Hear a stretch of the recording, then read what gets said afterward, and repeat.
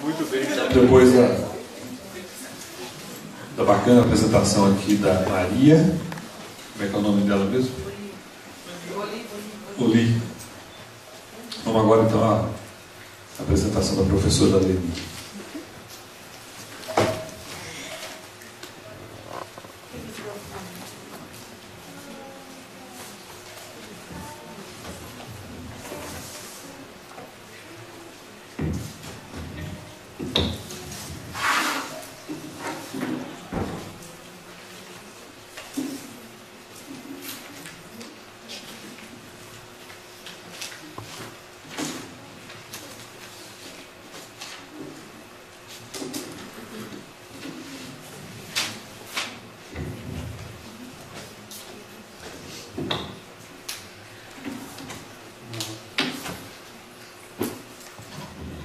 Bom, gente, bom dia. Um prazer muito grande estar aqui, um prazer voltar em São João del Rei e um prazer de participar de uma atividade que está sendo organizada pelos professores Luiz Gonzaga, professora Rosângela, né? A gente já tem uma história, embora curta, mas intensa, né? De atividades conjuntas em vários espaços, em vários âmbitos, né? E a última vez que eu estive aqui foi justamente para participar de uma banca de concurso, né? Em que o professor Luiz Gonzaga foi contratado, foi aprovado no concurso com um desempenho extremamente bom, né? Então eu estou muito feliz de estar aqui, vendo que a gente estava falando que já faz um ano que ele está aqui, né? E que o trabalho está sendo desenvolvido numa parceria bastante promissora, né, entre a Rosângela e o Luiz Gonzaga, isso de um lado, né? De outro lado, está num evento sobre saúde do trabalhador, né, que para mim digamos que é a área que eu digo que eu devo muito à saúde do trabalhador, porque é a área em que eu me formei, digamos assim. Eu acho que aquilo que eu sou hoje como professora, como profissional, como cidadã, eu devo muito àquilo que eu pude aprender estando no campo da saúde do trabalhador, né? Então, logo que eu me formei, eu tive a oportunidade de trabalhar na Secretaria de Saúde do Estado com um grupo de profissionais que estava justamente começando a implementar, fazendo parte de um grupo maior, né, de profissionais, implementar a saúde do trabalhador no estado de São Paulo. Isso nos idos de 85, 84, na época em que esta discussão começava a ser construída em São Paulo, no Brasil, e hoje a gente tem uma política nacional, nós estávamos falando, né, um pouco antes de começar o fórum, hoje é uma política nacional de saúde do trabalhador. E assim, você pensar num tempo histórico, isso é muita coisa num período curto, se a gente for pensar, né? O tempo da vida da gente não, mas no tempo histórico é muita coisa para pensar que se conseguiu construir uma política pública neste âmbito, né? Com todas as dificuldades, com todos os desafios, etc. E a ideia deste fórum é muito interessante no sentido de que possibilita uma discussão mais aberta, mais informal, num certo sentido, entre segmentos diferentes, né, da sociedade que estão pensando esta temática. E vão pensar esta temática a partir de pontos de vista diferentes, isso que é o bacana, não é? Então, assim, eu só queria colocar aqui meu foco de apresentação aqui, é problematizar como a psicologia se aproximou dos estudos do trabalho. Então, assim, problematizar o que nós temos denominado como trabalho informal, que é o tema central desse fórum de hoje, né? Diferentemente do que foi trazido pelo pessoal do Sereste, né, o meu foco não é estabelecer uma vinculação na apresentação entre saúde e trabalho informal, né? É pensar muito mesmo assim, como é que a gente tem concebido o que é trabalho formal, o que é trabalho informal e também que vinculações existem entre trabalho formal e trabalho informal, né? Por exemplo, na apresentação da ASCAS, né, fica muito claro como o trabalho da reciclagem ele faz parte de uma cadeia, né? Em que existe uma dimensão do processo todo que é o mercado formal de trabalho, né? Quer dizer, quem é que compra este material que é reciclado? Quem é que produz esse material que é descartado? Né? Existe um contínuo entre formal e informal que muitas vezes a gente não se dá conta disso, né? Tem um trabalho de uma professora que foi orientadora do Luiz Gonzaga, a professora Vera Lúcia Navarro, que é socióloga da Universidade de São Paulo, em Ribeirão Preto, que ela tem um estudo muito interessante, que é sobre a indústria calçadista de Franca. E nesse estudo da professora Vera fica muito claro, né, como esta relação entre formal e informal, ela não é uma relação dicotômica. O formal está de um lado e o informal está de outro. Absolutamente. O que ela vai mostrar é como na cadeia, né, de produção do calçado, você tem as grandes empresas, as grandes e famosas empresas, no caso do Brasil, que é uma indústria importante calçadista, exporta-se calçado e etc., né? Você tem as grandes empresas, mas para que aquele produto saia com a marca daquela empresa, você tem toda uma precarização do trabalho na cadeia, né? Então eu acho que no trabalho da Ascas, eu acho que isso aparece um pouco isto na apresentação que vocês fazem, não é?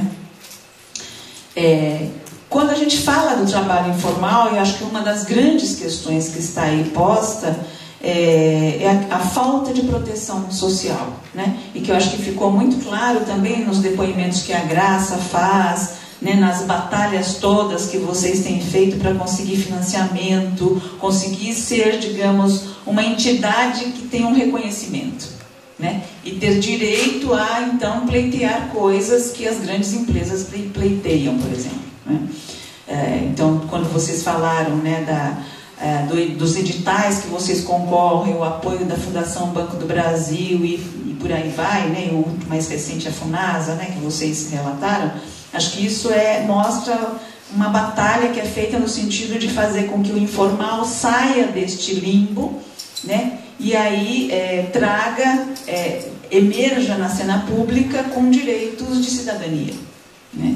E eu acho que a própria história que vocês relataram é muito interessante no sentido de mostrar como a construção de uma articulação coletiva foi o que possibilitou, né, a construção de um espaço de cidadania para a própria atividade de reciclagem mediante a criação de uma associação, né?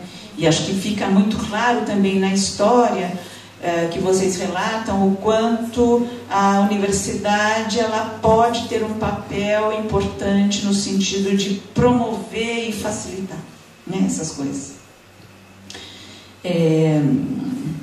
Outra coisa que eu achei muito interessante antes de eu começar a falar da minha fala específica foi assim, toda a conversa que houve com a Graça. Pena que ela tem um compromisso, não pode ficar aqui, né?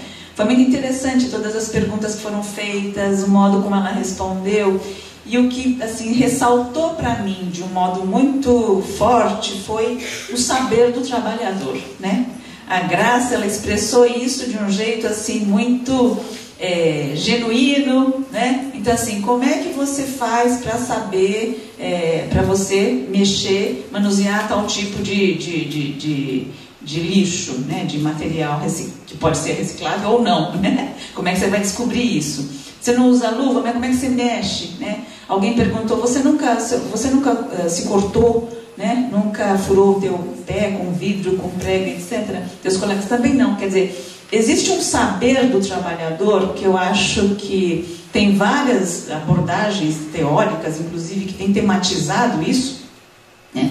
A clínica da atividade, o modelo operário italiano, ou seja, né, o Paulo Freire, nosso grande mestre, já falava disso, né? Quer dizer, a gente aprende a partir da reflexão sobre aquilo que a gente conhece, nesse saber que a gente constrói no dia a dia, né? Então, diferentemente do que muitas vezes a gente supõe, quer dizer, o conhecimento que está na academia e que lá se desenvolve, ele não tem absolutamente a prerrogativa de poder definir como é que é o melhor jeito das pessoas trabalharem, né?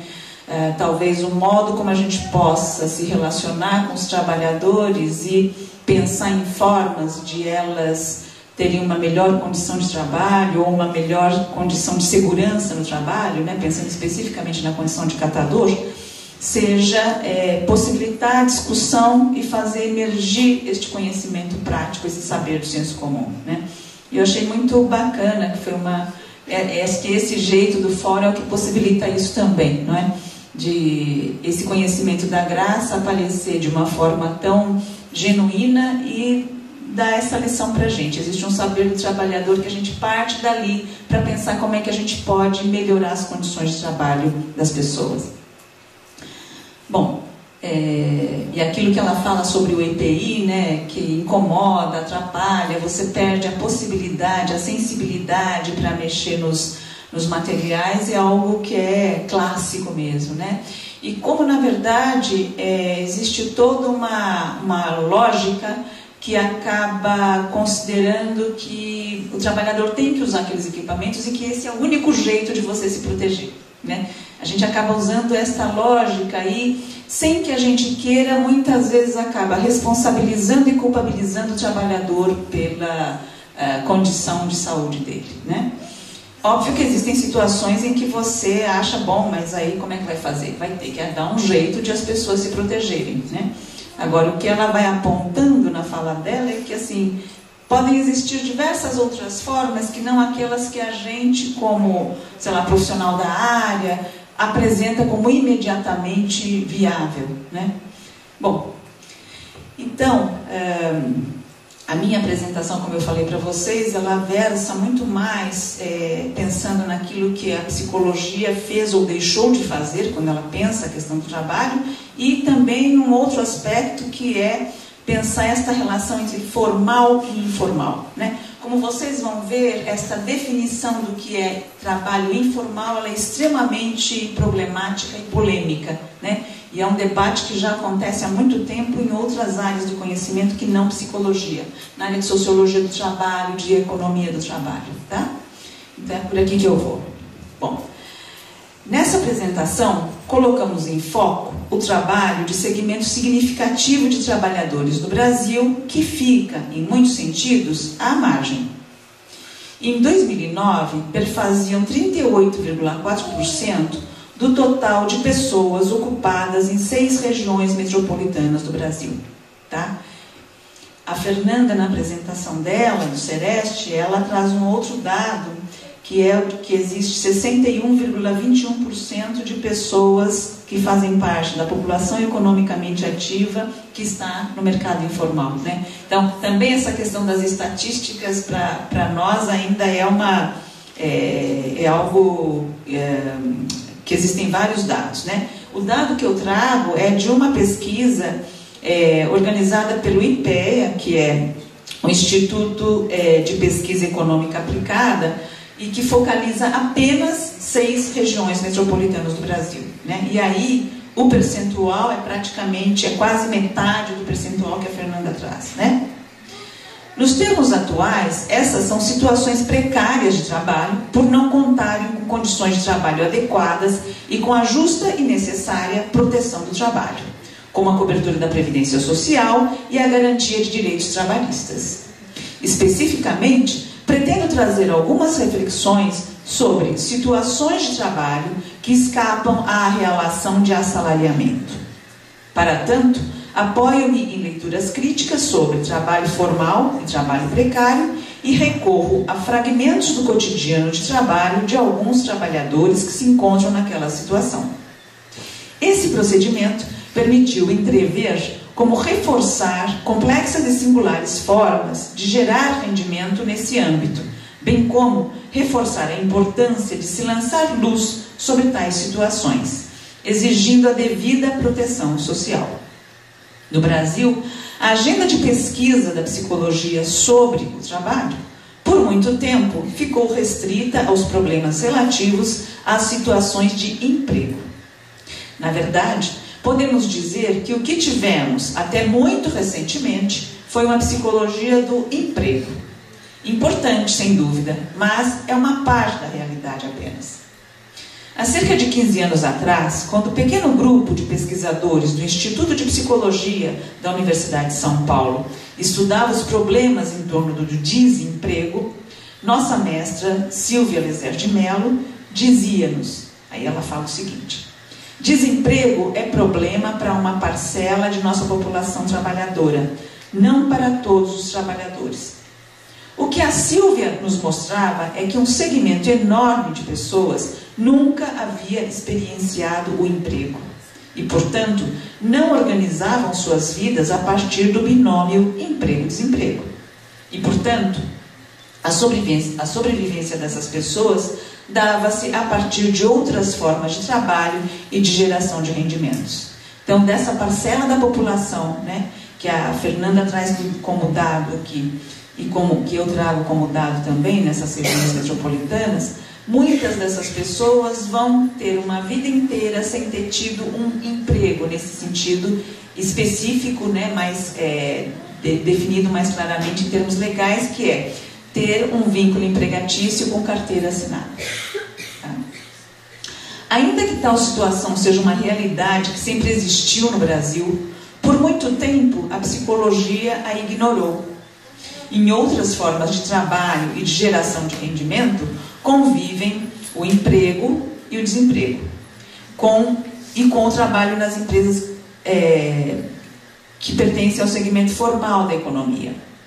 Como bem formula Ottaviani é um sociólogo importante brasileiro, né, que assim, tem um livro muito interessante dele que se chama A Ideia de Brasil Moderno, que é um livro que eu recomendo para todo mundo ler, porque eu acho que ele continua muito atual, embora tenha sido escrito na década de 90. Ele vai dizer o seguinte, gente: o presente, em cada época, parece um mapa histórico, ou melhor, arqueológico, no qual se combinam vários pretéritos. Vista em perspectiva histórica, a formação social brasileira se apresenta como um complexo de formas econômicas onde se articulam e, mais ou menos frouxamente, se entrosam entre si as mais variadas situações. Então, a gente tem no Brasil, desde o trabalho escravo ainda, né, até aquela indústria de ponta, de tecnologia de ponta, a internet, os bancos com autosserviço, ou seja, é isso que o Ottaviani está falando. A gente tem no Brasil os vários momentos da história do trabalho. E ele continua dizendo o seguinte: o presente capitalista, industrializado, urbanizado, convive com vários momentos pretéritos. Formas de vida e trabalho díspares aglutinam-se em um todo insólito. A circulação simples, a circulação mercantil e a capitalista articulam-se em um todo no qual comanda a reprodução ampliada do capital em escala internacional. Finalmente, assim afirma Ottaviani, o Brasil moderno parece um caleidoscópio de muitas épocas, formas de vida e trabalho, modos de ser e pensar. Se aceitarmos a leitura de Ottaviani, estudar o trabalho na realidade brasileira requer que a gente dê visibilidade a esse caleidoscópio, né? Vai ter que estudar essa diversidade toda de situações de trabalho. Muitas outras formas de trabalho, de geração de rendimento, ficam à margem. Termo bastante polêmico que pode conduzir a leituras moralistas e legalistas, o que, já adianto aqui, não é o caso. Muito pelo contrário, como bem afirma a professora Vera da Silva Teles, ela diz o seguinte: margens não se trata de um fora do Estado e da lei, lugar de anomia, desordem, estado de natureza. São espaços produzidos pelos modos como as forças da ordem operam nesses lugares, práticas que produzem as figuras do homo sacer, em situações entrelaçadas nas circunstâncias de vida e trabalho dos que habitam esses lugares. No entanto, são também lugares em que a presença do Estado circunscreve um estado de práticas e de contracondutas, no qual os sujeitos fazem e elaboram a experiência da lei, da autoridade, da ordem e seu inverso, em interação com outros modos de regulação, micro-regulações, né, Então, o que a Vera está querendo apontar é que, na verdade, você pensar o trabalho à margem ou o trabalho informal é pensar que assim, o Estado está presente pela ausência dele, né? É isso que ela está apontando aqui muito fortemente. A autora também pontua que margem não correspondem a definições territoriais, periferia ou territórios da pobreza, pois elas se deslocam, se fazem e se refazem conforme mudam os alvos, as conveniências, o foco das atenções dos representantes da ordem em condições concretas de tempo e espaço. Nessa perspectiva, conceber a margem não significa apoiar-se no raciocínio binário entre lei e transgressão da lei, mas antes ter em mente que é a própria lei que está em questão, né? Lei como instrumento que define posições e, ao mesmo tempo, é definida por clivagens construídas na sociedade. Então, aquilo que a gente coloca como sendo um trabalho à margem, um trabalho periférico, um trabalho informal, ele está no meio daquilo que é central na cidade, do formal da cidade também. Quando se discute o que está à margem, situações de trabalho ilícito, condenado pela lei ou pela moral, também são incluídas. Entretanto, essas situações não são objeto dessa minha apresentação. Como também argumenta a professora Vera da Silva Teles, aproximar-se da margem é deslocar-se para o horizonte no qual as micro-regulações acontecem, o que implica em dirigirmos nosso olhar para as práticas cotidianas delimitadas pelas condições existentes. Nesse sentido, isso significa assim, olhar o trabalho dos catadores de material reciclável a partir daquilo que é possível fazer, né? Daquilo que se dá no cotidiano dessas pessoas, compreendendo que este trabalho ele se dá desta forma em função daquilo que a lei possibilita, né? Em recente investigação sobre o trabalho nos espaços urbanos, eu presenciei algumas situações de trabalho que expressavam a percepção sobre as possibilidades das pessoas criarem trabalho em face às circunstâncias, mostrando que tal inventividade estava associado ao esforço para manter a sobrevivência, seguindo os cânones da ética do trabalho. Eles provinham de pessoas pertencentes a segmentos pobres da população e mostravam combinações de diversos tipos de vínculos empregatícios. Uma primeira cena traz um senhor de aproximadamente 70 anos que ganha a vida conseguindo dinheiro trocado para os feirantes. Eu fiz um estudo sobre a organização e o trabalho na Feira Livre em São Paulo, né? Então, assim, o trabalho dessa pessoa era conseguir dinheiro trocado para o feirante. A cada 10 reais que ele conseguisse, ou em moedas ou notas de R$1, ele ganhava R$1, né? A segunda cena traz uma família liderada por uma mulher de cerca de 40 anos, empregada em uma pequena empresa metalúrgica, na qual trabalhava como cozinheira, mas que naquele momento ela estava afastada do trabalho por ser portadora de doença do trabalho. Ela tinha lesão por esforço repetitivo. E que complementa o benefício acidentário que recebe, recolhendo e comercializando material reciclável, né? Caixa de papelão em sua maioria. Esse material era desprezado pelos feirantes no final da feira para vendê-los. A terceira cena mostra um senhor de cerca de 40 anos que era guardador de carro na Feira Livre, mas que também era empregado com registro em carteira numa pequena empresa de confecções. Ao perceber que eu estava surpresa com o fato de ele ter emprego, porque eu o conheço há muito tempo e achava que ele apenas fazia aquela atividade de guardador de carro, né? Quando ele viu que eu estava surpresa por ele me dizer que tinha emprego, ele me perguntou: mas quem não faz bico? É ou não é? Né? E outros elementos sobre esses casos eu vou falar um pouquinho mais adiante, né? Situações como essa são muito comuns e ilustram os arranjos construídos pelas pessoas para sobreviverem, seguindo a ética do trabalho em situações de precariedade. É aquilo que a gente chama de se virar, não é?